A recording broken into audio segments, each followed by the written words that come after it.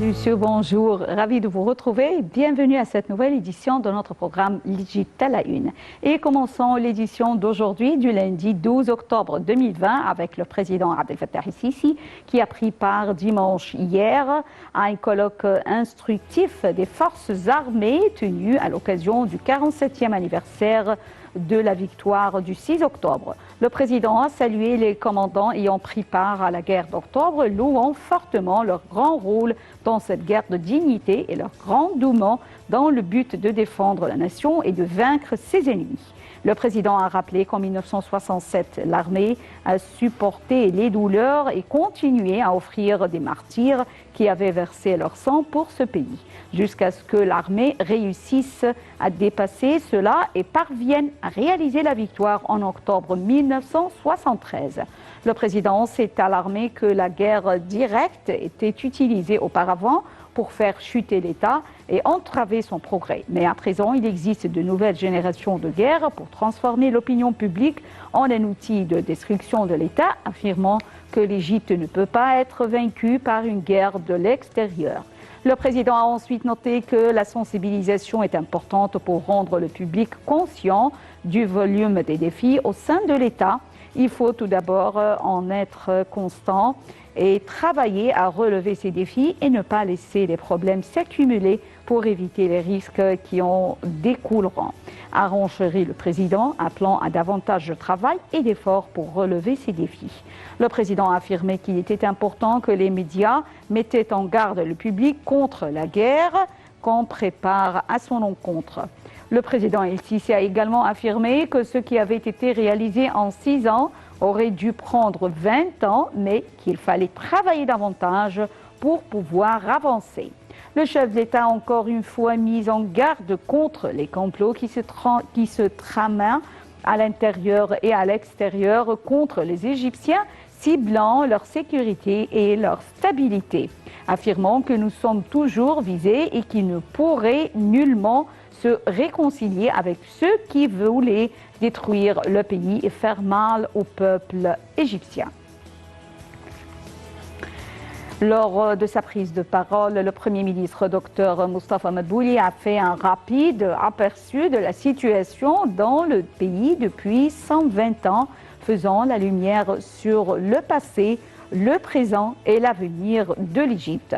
Le Premier ministre a révélé que le taux d'alphabétisme s'élevait à 85%, alors qu'il est actuellement de moins de 20%. Il a également souligné que le pays possède à présent 288 universités accueillant 3,1 millions d'étudiants.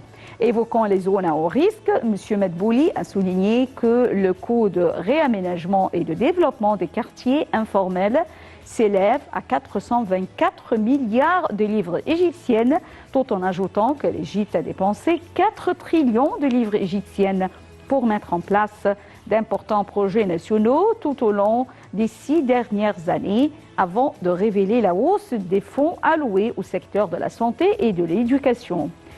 Il est de mettre en exergue que l'Égypte parvenait à réaliser le plus haut taux de PIB durant l'exercice méga protégé 2018-2019 en comparaison à d'autres pays en développement, ce qui a permis au pays de réaliser une bonne et positive croissance en dépit des défis de la pandémie du coronavirus.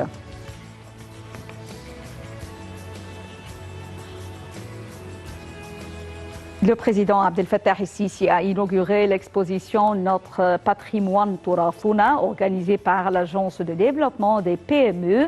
Il s'agit de l'une des plus grandes expositions spécialistes dans le domaine de l'artisanat et du patrimoine, avec environ 600 exposants dans ce domaine. Voyons ensemble ce commentaire signé Dalia Karam.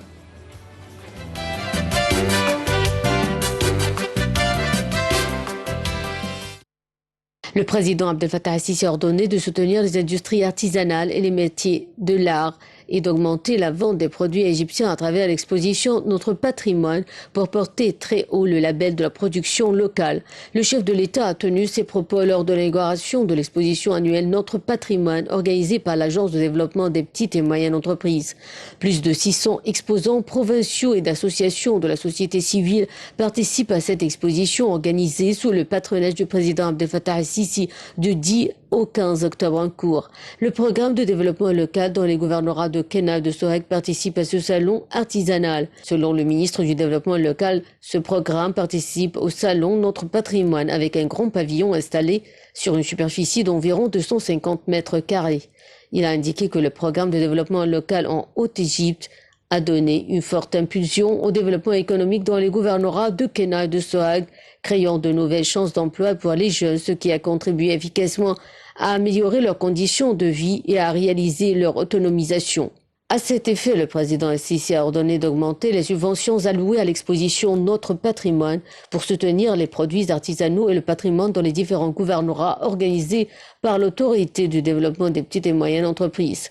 Le chef de l'État a également donné des directives pour étudier la possibilité de l'organisation de cette exposition plusieurs fois durant l'année avec la mise en place d'expositions à l'étranger pour ouvrir des marchés d'exportation dans les divers pays du monde. Le président al-Sisi a enfin exhorté les exposants et les entrepreneurs à développer et à augmenter leur production afin de créer de nouvelles opportunités de travail et de transférer leur expertise technique et industrielle aux petits artisans pour préserver notre patrimoine des métiers d'artisanat. Les forces navales égyptiennes et espagnoles effectuent des exercices conjoints dans la Méditerranée qui s'étaleront sur quelques jours. Ces manœuvres s'inscrivent dans le cadre du plan élaboré par les forces armées égyptiennes pour la formation conjointe avec des pays amis pour renforcer la coopération militaire.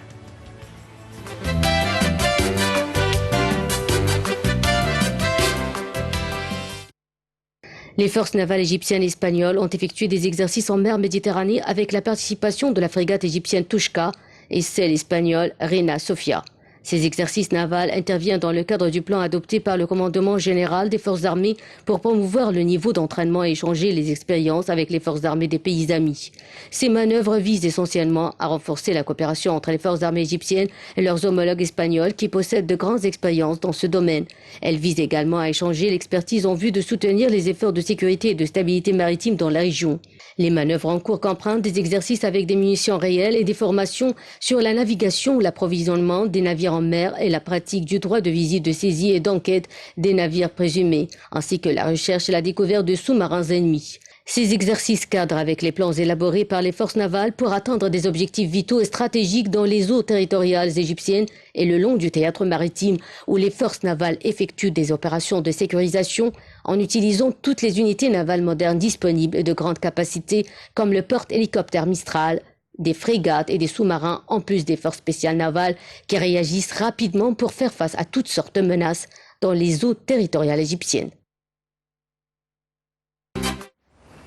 Le ministre des Affaires étrangères, Samah Shoukry, a reçu hier dimanche soir son homologue irakien Fouad Hussein, arrivé dans la journée au Caire pour une visite d'État au cours de laquelle il aura d'importants entretiens avec M. Shoukry et le haut responsable égyptien. Une conférence de presse pour les deux ministres est prévue être tenue après quelques instants au palais de Tahrir au Caire, portant sur les dossiers discutés lors des entretiens, dont notamment les dernières évolutions sur la scène régionale et arabe. Le ministère de l'Immigration et des Affaires des expatriés égyptiens à l'étranger se prépare pour lancer en coopération avec les deux ministères de l'Information et de la Culture l'initiative Parler égyptien pour les enfants des deuxième et troisième générations d'Égyptiens vivant à l'étranger. Voyons ensemble. Des affaires des expatriés égyptiens, Nabila Makram s'est félicitée de la coopération entre son ministère, les ministères de l'Information et de la Culture, pour lancer l'initiative Parler égyptien qui vise principalement à préserver l'identité égyptienne. Madame Makram a tenu ses propos lors de sa réunion avec le ministre d'État en charge de l'Information, M. Oussama Hekal, et le secrétaire général du Conseil suprême de la Culture, Hicham Azmi. Les trois responsables ont discuté des mécanismes de collaboration entre les ministères de l'immigration, de l'information et de la culture pour lancer l'initiative Parler égyptien pour les enfants des deuxième et troisième générations d'Égyptiens vivant à l'étranger. Un communiqué du ministère de l'immigration soulignait mardi qu'il avait été convenu de lancer la page officielle de l'initiative Parler égyptien et de la relier aux pages spéciales du ministère de l'Information et de la Culture afin de publier des drames égyptiens et des activités culturelles menées par le ministère de la Culture pour motiver les enfants d'Égyptiens à l'étranger à parler le dialecte égyptien. Madame Makram s'est félicitée de cette coopération entre les trois ministères qui entretiennent d'excellentes relations avec l'initiative Parler égyptien qui vise principalement à préserver l'identité égyptienne. Selon la ministre de l'Immigration, cette initiative permettrait également de contrer les guerres visant à anéantir l'identité égyptienne à l'étranger. Le gouverneur de la Banque centrale égyptienne, Tariq Amir, a été choisi par le magazine Global Finance parmi les 20 meilleurs gouverneurs de banque centrale du monde en 2020 pour la deuxième année consécutive. Dalia Karam nous donne plus de détails sur ce choix.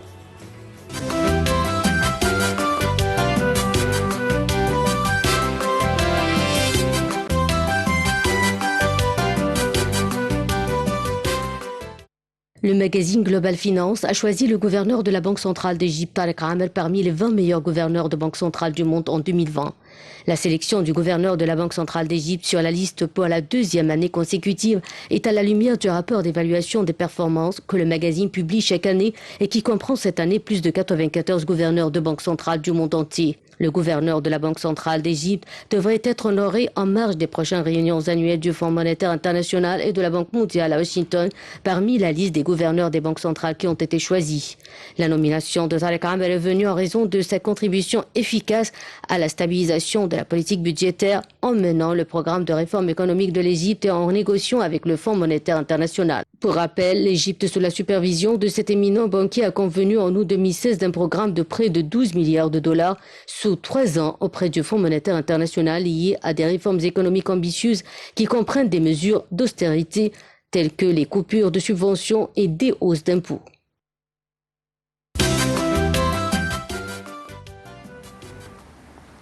Alors, parmi les indicateurs positifs de l'économie égyptienne au cours de l'exercice financier 2019-2020, le taux annuel d'inflation est retombé à son plus bas niveau depuis 14 ans pour atteindre 5,7% en 2019-2020 contre 13,9% pour 2018-2019, a déclaré jeudi la ministre du Plan et du Développement économique, Hala Saïd.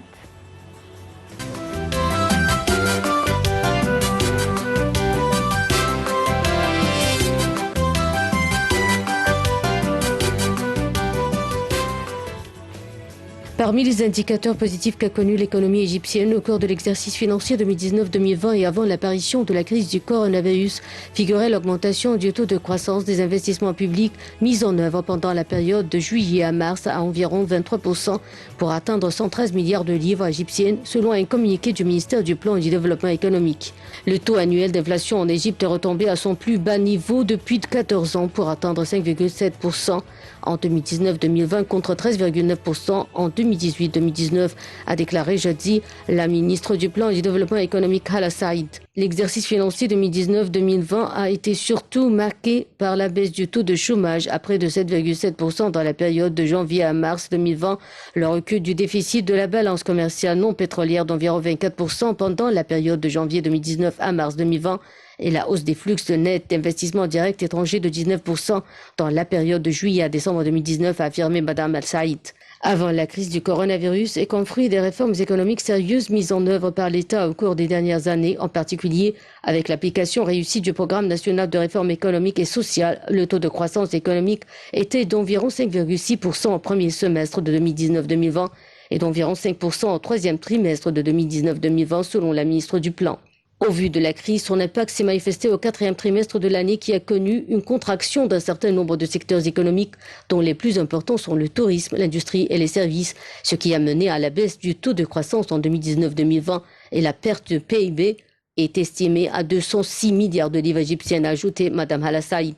Malgré ce recul relatif, a poursuivi la ministre les efforts de réforme, les indicateurs positifs qu'a connus l'économie égyptienne avant la crise et sa diversité dans les secteurs ont contribué efficacement à rendre l'économie égyptienne plus résiliente et capable d'absorber les chocs économiques extérieurs. Plusieurs institutions financières internationales, dont le Fonds monétaire international, ont prévu que l'Égypte sera capable de maintenir un taux de croissance positif d'environ 2% en 2020.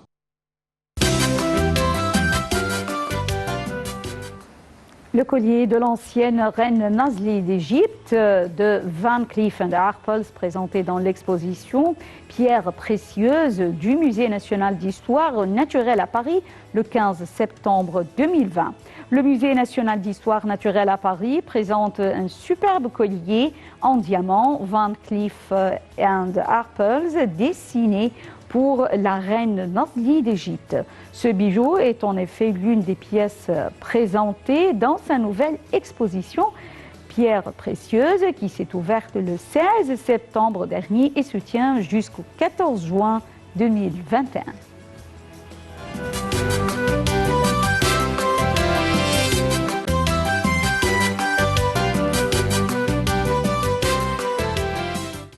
Ouverte le 16 septembre, l'exposition Pierres précieuses du Musée national d'histoire naturelle à Paris présente un superbe collier en diamant Van Cleef & Arpels dessiné par la reine Nazli d'Égypte. Ce magnifique collier apparaît pour la première fois le 30 mars 1939 dans une photo de la princesse Fawzia d'Égypte qui vient d'épouser le prince Mohammad Reza Pahlavi, le futur Shah d'Iran, où elle prend la pose avec celui-ci, mais aussi avec son frère et sa belle-sœur, le roi Farouk, et la reine Farida et sa mère, la Queen Mother Nazli. 81 ans ont passé, 8 décennies après ce cliché, ce somptueux collier réapparaît au Musée national d'histoire naturelle à Paris. Ce bijou est en effet l'une des pièces présentées dans sa nouvelle exposition Pierres précieuses qui s'est ouverte le 16 septembre dernier et se tient jusqu'au 14 juin 2021. On y apprend que ce spectaculaire collier fut justement commandé par la reine mère Nazli d'Égypte pour le mariage de sa fille. Composé de 673 diamants ronds et taille baguette dans un design des années 1930, il fait partie de la collection patrimoniale de la maison de haute joaillerie parisienne Van Cleef & Arpels qu'il avait dessiné. Il est souligné à son sujet que l'utilisation de différentes tailles de diamants pour un poids total de 204,03 carats vient mettre en valeur le diamant central et insuffler du mouvement à la composition.